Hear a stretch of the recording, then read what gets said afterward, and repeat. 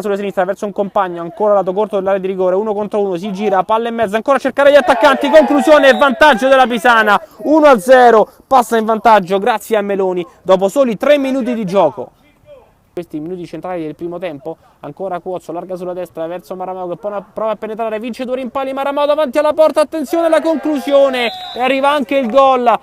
Pareggio della Checco dello Scapicollo, 1-1 al 12° minuto di questo primo tempo.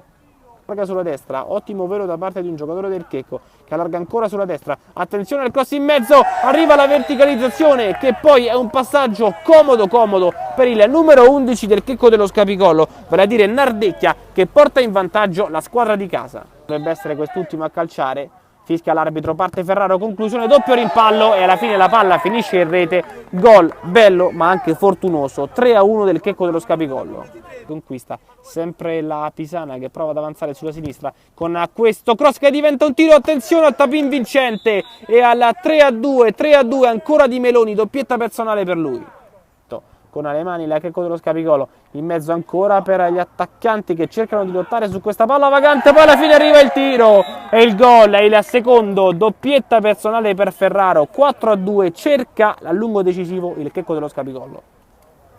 Con Ricci soprattutto, con Di Gioacchino che non sono presenti, gli uomini sono pochi ma cercano comunque di sfruttarli al meglio quelli di Di Pasquale. Intanto c'è un passaggio in mezzo, dovrebbe esserci un calcio di rigore per la Pisana. Sotto parte Meloni, conclusione, gol, 4-3, tripletta personale per il numero 9 e attaccante centrale della squadra ospite.